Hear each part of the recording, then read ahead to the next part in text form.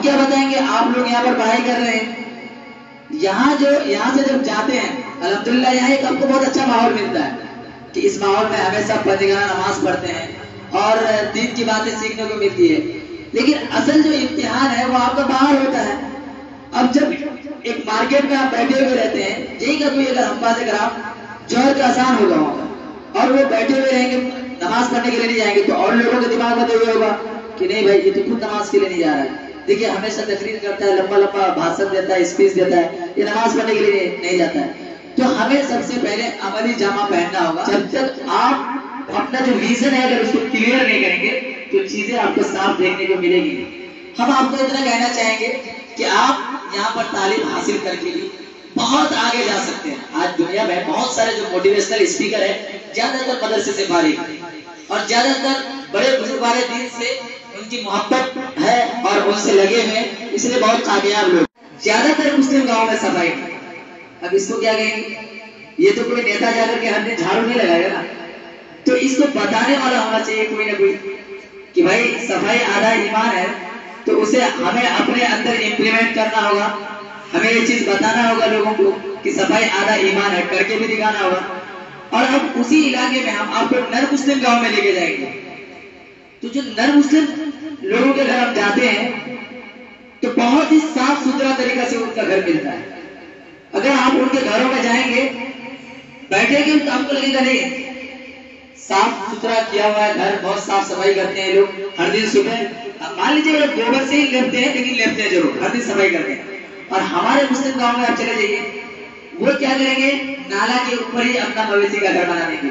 جو نالا کو پانی نکالنے کے لیے بنایا جاتا ہے اور اسی نالا کے اوپر اپنا مویشی کا گھر بنا دیں گے. اور پھر کیا بولیں گے کہ نہیں نیتا لوگ کام نہیں کرتا.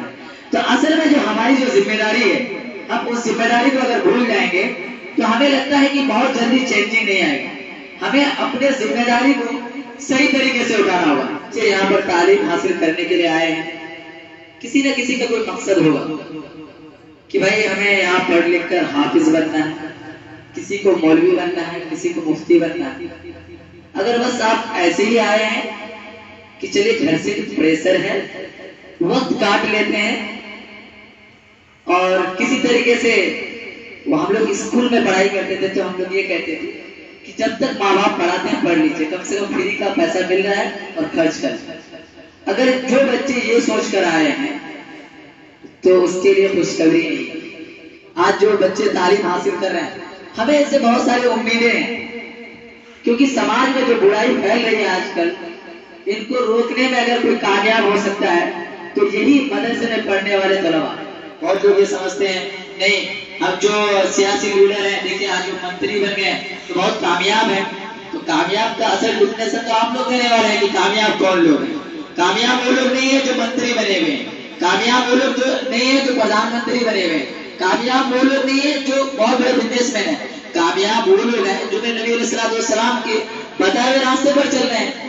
تو بس آپ لوگوں سے ایک ہم گزارش کریں گے کہ میرے لیے بھی دعا کیجیے گا کہ ایک 24 سالہ نوجوان ایک چھیتر کا لیڈر بنے ہوئے ہیں. بہت ساری غلطیاں ہو جاتی ہیں ہم لوگوں سے، لیکن اتنی دعا ضرور کیجیے گا، خاص کر کے دعا کیجیے گا کہ حرام چیزوں سے ہم بچیں اور حرام پیسوں سے بچیں، جو گھسخوری کا پیسہ آتا ہے ان سے بچیں. ہم ہمیشہ لوگوں کو بولتے ہیں کہ میرے لیے کم سے کم یہ دعا کیجیے گا. باقی چیز دھیرے دھیرے ہم وہ اپنے طور پر اپنے زندگی میں سدھار لے کر کے آ جائیں گے. انہیں چند باتوں کے ساتھ میں اپنی باتوں کو ختم کرتا ہوں. اگر بزرگان دین کو میری باتوں سے کوئی کسی باتوں سے ٹھیس پہنچی ہو تو معاف کیجیے گا. السلام علیکم.